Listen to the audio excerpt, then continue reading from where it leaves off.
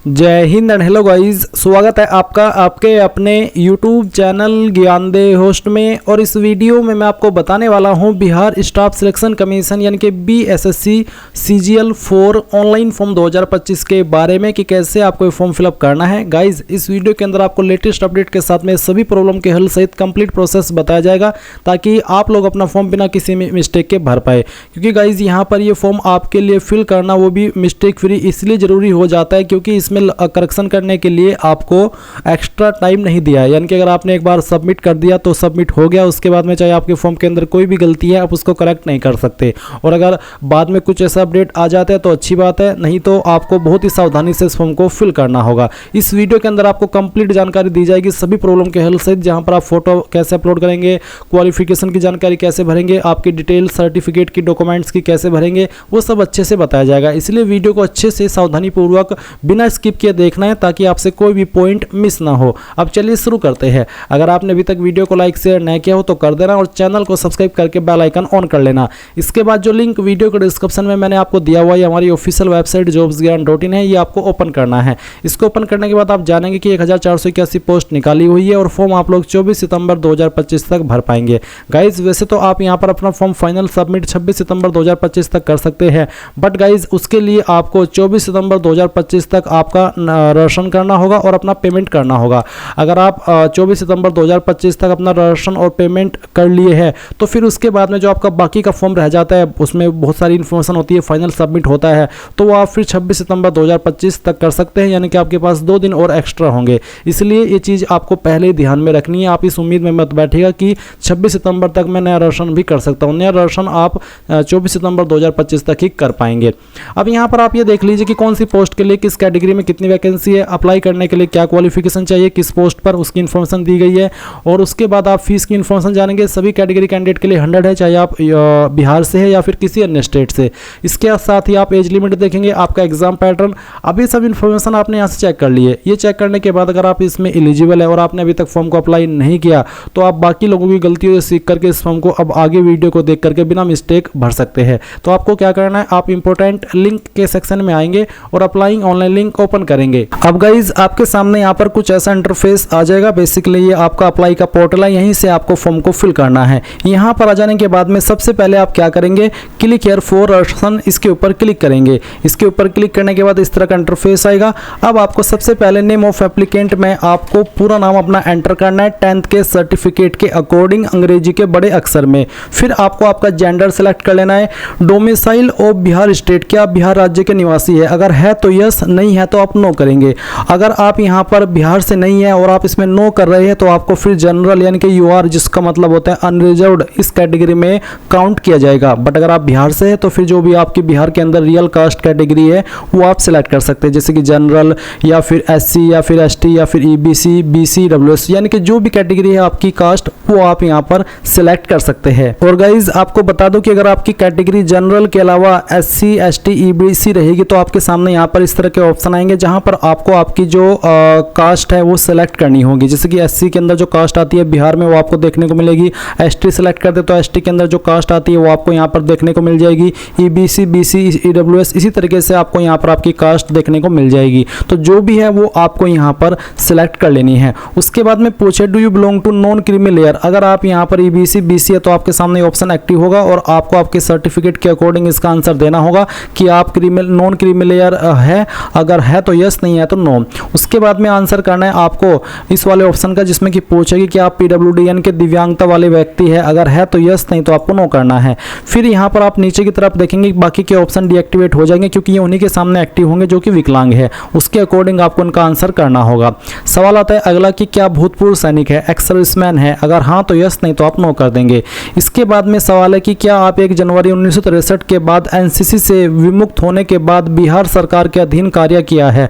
अगर आप ऐसे कैंडिडेट और आपने किया है तो यस कर देना, नहीं तो आप नो करेंगे। फिर सवाल आता है कि क्या आप बिहार सरकार के कर्मचारी हैं जिन्होंने कम से कम 3 साल नियमित एवं रेगुलर सेवा की हो? अगर आप ऐसे कैंडिडेट है तो आप हाँ कर देना, नहीं है तो ना कर देना, यानी कि नो कर देना। फिर आता है बिहार सरकारी कर्मचारी के बाद प्रयासों की संख्या। आपको पूछे number of attempts after Bihar government employ. अगर आप बिहार गवर्नमेंट एम्प्लॉय है तो उसके बाद में आपको नंबर ऑफ अटेम्प्ट्स बताने हैं जो कि दिनांक 12/12/2022 के बाद के बताने होंगे। बट अगर आप फ्रेशर है तो आप इसमें सिंपली 00 सेलेक्ट कर लेना। फिर आएगा मोबाइल नंबर जो आप रजिस्टर करना चाहते हैं। उसके बाद में उस नंबर को दोबारा डाल करके वेरीफाई करेंगे, अपनी ईमेल आईडी यहाँ पर डालेंगे, ईमेल आईडी को दोबारा डाल करके वेरीफाई कर देंगे। फिर जो आपका डेट ऑफ बर्थ है वो आप यहाँ पर कैलेंडर के ऊपर क्लिक करके सिलेक्ट कर लेना। पहले आपका जो भी ईयर है वो आप सिलेक्ट कर लेंगे, फिर यहाँ से आपका मंथ और उसके बाद में डेट, तो आपका डेट ऑफ बर्थ आ जाएगा। देन आप ये कैप्चा कोड यहाँ पर डालेंगे, सभी इन्फॉर्मेशन को चेक करते हुए सेव एंड कंटिन्यू इसके ऊपर क्लिक करेंगे। अब गाइज आप यहाँ पर देखेंगे कि आपके सामने इन सभी इन्फॉर्मेशन का प्रीव्यू है। प्रीव्यू से मतलब है कि आप इन सभी जानकारी को एक बार फिर से चेक कर लीजिए, क्योंकि अगर आप यहाँ पर एक बार आगे बढ़ गए तो बाद में इनमें से कोई भी जानकारी एडिट नहीं कर पाएंगे। तो पूरी तरीके से श्योर होकर के अगर आपको लग रहा है कि कोई जानकारी गलत है तो आप एडिट के ऊपर क्लिक करके इसको सही कर लें, और अगर आपको लग रहा है सभी इन्फॉर्मेशन जांचने के बाद में कि सभी इन्फॉर्मेशन सही है और कोई भी चेंजेस में नहीं करना चाहता तो कंफर्म एंड नेक्स्ट इसके ऊपर क्लिक करेंगे और यहाँ से ओके कर देंगे।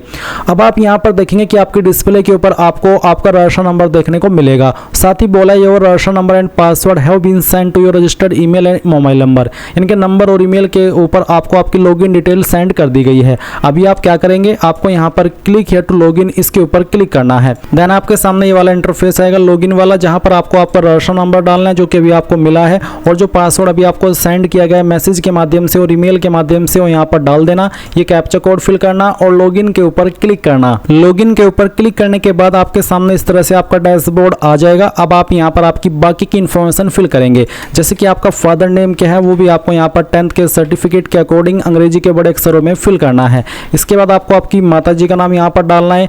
अब आता है issue date of domicile certificate, यानी कि जो आपका निवास प्रमाण पत्र है उसकी इशू डेट क्या है, वो डेट आप यहाँ पर सेलेक्ट कर लेंगे। आप कैलेंडर के ऊपर क्लिक करेंगे और यहाँ से आपका मंथ और आपका जो ईयर है और फिर जो आपका डे है वो सेलेक्ट कर लेना। मैं आपको बता दूं कि ये सर्टिफिकेट आपका 1 ईयर से ज़्यादा ना ओल्ड ना हो, नहीं तो फिर प्रॉब्लम होती है। उसके बाद में issue number of domicile certificate, यानी कि जो आपका निवास प्रमाण पत्र है उसका जो सर्टिफिकेट का इशू नंबर है जो कि आपको आपके सर्टिफिकेट के ऊपर देखने को मिल जाता है बड़े ही आसानी से, वो नंबर आप यहाँ पर डाल देना। फिर आता है domicile certificate issuing competent authority, कौन से प्राधिकारी ने इसको जारी किया है। ये सर्टिफिकेट आपका generally CO, RO, SDO, DM इनके द्वारा जारी होता है। अगर इनमें से नहीं किया तो आप अदर सेलेक्ट करके खुद से अपनी उस अधिकारी का पोस्ट का नाम लिख सकते हैं जिसने इसको जारी किया है। अब आपका सवाल ये होगा कि मुझे ये जो अधिकारी है इसका कैसे पता चलेगा कि किसने मेरा सर्टिफिकेट जारी किया है। तो आपको आपका सर्टिफिकेट चेक करना है, वहाँ पर सक्षम अधिकारी लिखा होता है राइट साइड में नीचे कोने में, जहाँ पर मोहर भी लगी होती है और एक QR कोड सा भी होता है कुछ ऐसा। तो वहीं पर आपको सक्षम अधिकारी के बाद में स्लैश करके लिखा होता है कि हाँ इस पोस्ट के अधिकारी ने इसको जारी किया है, आपको दिख जाएगा। तो आप वहाँ पर जिस भी अधिकारी का नाम लिखा है, जिस भी जैसे कि तहसीलदार लिखा है, CO लिखा है, RO लिखा है, या फिर हिंदी में भी उसका नाम लिखा हो सकता है या फिर इंग्लिश में नाम लिखा हो सकता है, तो जिसने भी किया है वही पोस्ट आप यहाँ पर सिलेक्ट कर लेना।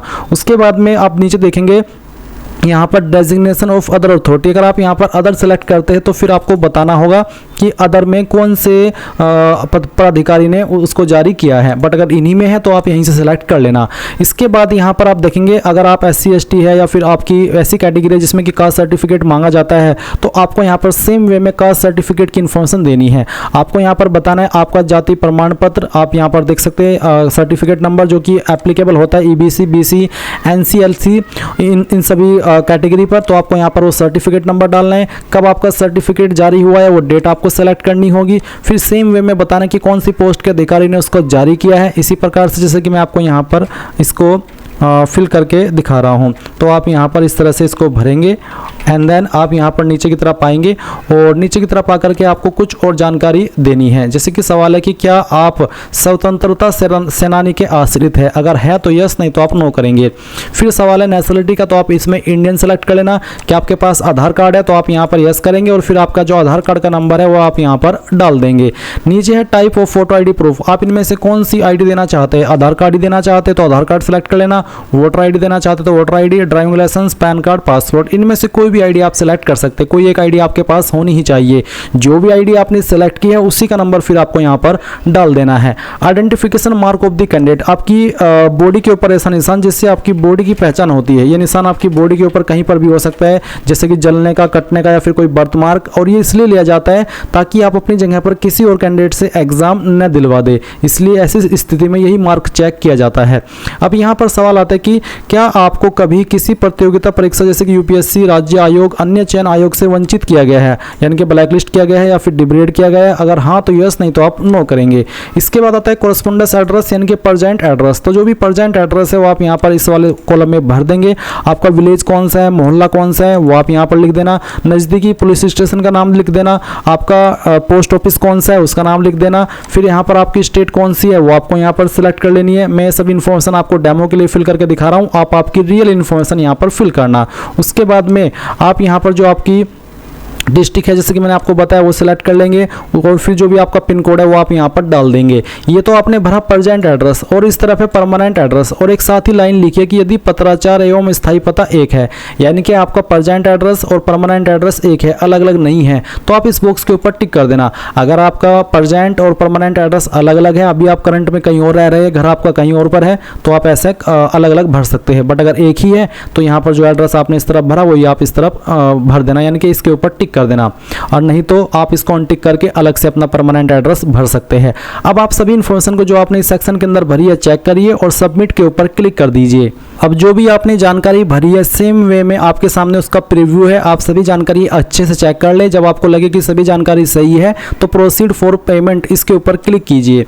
इसके ऊपर क्लिक करने के बाद में यहाँ पर आपके सामने पेमेंट डिटेल्स आ जाएगी। अब आपको सेलेक्ट करना है कि आप किस माध्यम से फीस पेमेंट करना चाहते हैं, SBI या फिर ICICI।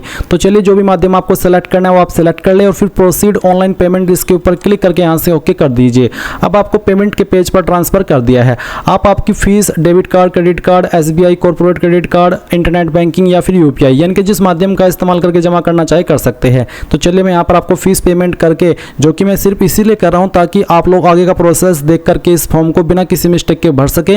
नहीं तो मैं इसमें पर्सनली ये फॉर्म नहीं भर रहा हूँ, बस आपको ये दिखाने के लिए भर रहा हूँ कि कैसे भरना है। इसलिए पेमेंट भी मैं आपके लिए दे रहा हूँ ताकि किसी कैंडिडेट का पेमेंट वेस्ट ना जाए और वो सही तरीके से अपना फॉर्म भर सके। चलिए पेमेंट करके आपको आगे का प्रोसेस बताता हूँ। अभी यहाँ पर जैसे ही आपका पेमेंट सक्सेसफुल हो जाएगा तो आप कुछ इस तरह का इंटरफेस देखेंगे जैसे कि आपके सामने वीडियो में है। आप यहाँ पर चाहे तो प्रिंट पेमेंट स्लिप के ऊपर क्लिक करके इस जो पेमेंट की डिटेल्स है इसको प्रिंट कर सकते हैं और उसके बाद में आप सेव एंड नेक्स्ट इसके ऊपर क्लिक करेंगे। देन आपके सामने यहाँ पर एजुकेशनल क्वालिफिकेशन का सेक्शन आ चुका है। सबसे पहले आप 10वीं की इन्फॉर्मेशन भरेंगे और 10वीं में जो आपके पास सब्जेक्ट थे आप उन सब्जेक्ट के नाम यहाँ पर लिख देंगे। चाहे आपके पास 5 सब्जेक्ट थे चाहे फिर 6 सब्जेक्ट थे, आपको सभी के नाम यहाँ पर एक एक करके भरने होंगे।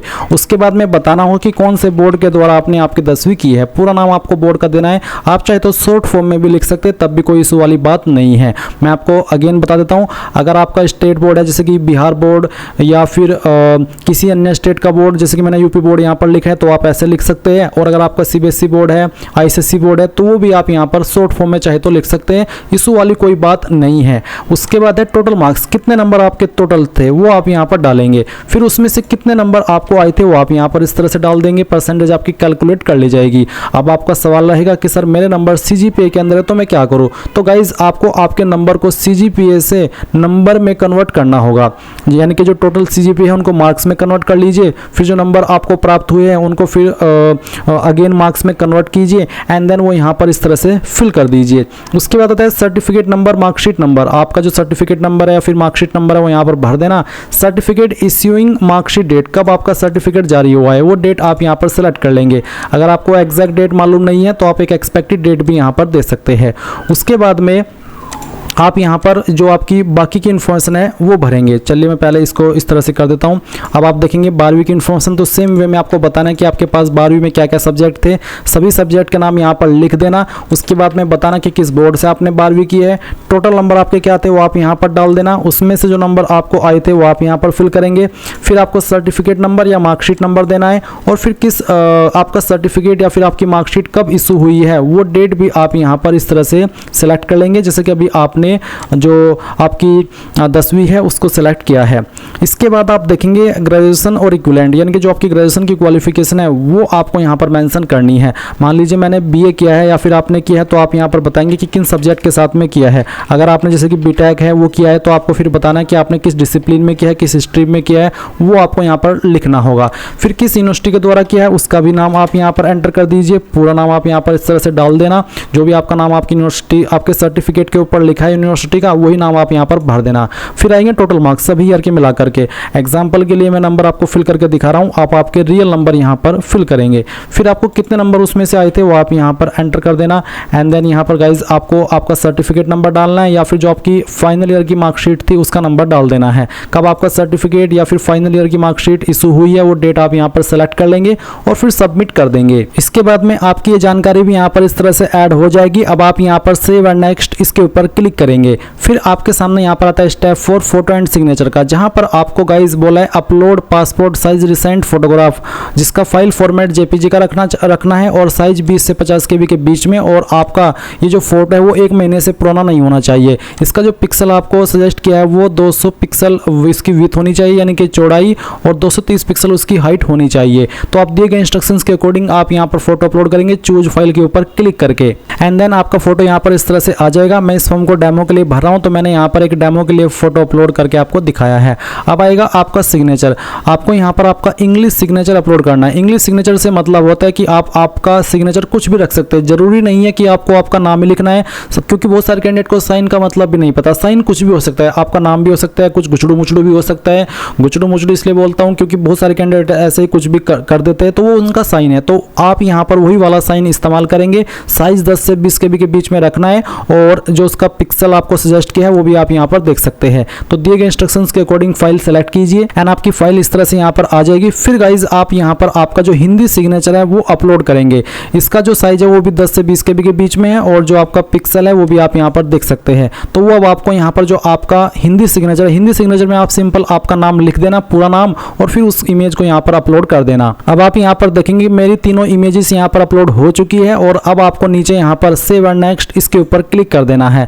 अब यहाँ पर आपको लाइव फोटो भी अपलोड करना है, तो आप आपका कैमरा अलाउ कर दीजिए। चलिए मैं इसको अलाउ कर देता हूँ। अलाउ करने के बाद में आप यहाँ पर आपका लाइव फोटो कैप्चर करेंगे। टेक फोटो के ऊपर क्लिक करके आपको फोटो इस तरह से आ जाएगा। जब आपको लगे कि फोटो सही आ रहा है तो आप यहाँ पर सबमिट कर देना और यहाँ से ओके कर देना।